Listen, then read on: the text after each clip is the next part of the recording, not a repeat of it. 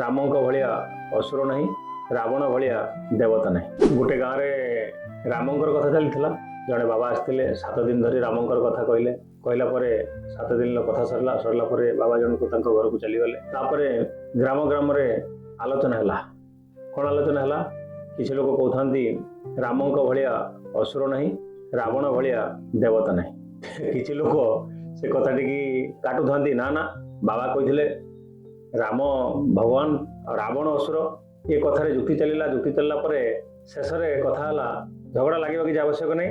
ଆମେ ବାବାଙ୍କ ଘରକୁ ଯିବା, ବାବାଙ୍କୁ ପଚାରିବା ବାବା କ'ଣ କହିଥିଲେ। କାରଣ ଗାଁରେ 50-50 ହେଇଗଲା। ଅଧେ ଲୋକ ରାମଙ୍କୁ ଅସୁର କହିଲେ, ଅଧେ ଲୋକ ରାବଣକୁ ଭଗବାନ କହିଲେ। ଏ ଗାଁର ଏମିତି ପରିସ୍ଥିତି ଘଟିଲା। ଗାଁର ସମସ୍ତ ଲୋକ ମିଶି ପୁଣି ଥରେ ସେ ବାବାଙ୍କ ପାଖକୁ ଗଲେ।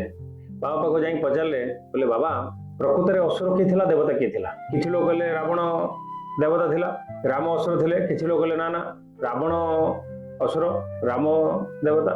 ବାବା ଜଣ କହୁଛନ୍ତି ନା ରାବଣ ଅସୁର ଥିଲା, ନା ରାମ ଅସୁର ଥିଲା। ସେଠି 2ଟା ଅସୁର ଥିଲେ, ଗୋଟେ ହେଲେ ମୁଁ, ଆଉ ଜଣେ ଆପଣମାନେ। ସେଠି ସମସ୍ତେ ଆଶ୍ଚର୍ଯ୍ୟ ହେଲେ, କହିଲେ କେମିତି? କହିଲେ ମୁଁ ଆପଣମାନଙ୍କୁ ବୁଝେଇ ପାରିଲିନି, ଆଉ ଆପଣମାନେ ବୁଝିପାରିଲିନି। ସେଥିପାଇଁ ଗାଁରେ କହନ୍ତିନି 7 ଖଣ୍ଡ ରାମାୟଣ ସରିଗଲା, ସୀତା ଅଣ୍ଡିରାକି ପାଇଁ ଜାଣିହେଲାନି। ରାଧେ ରାଧେ।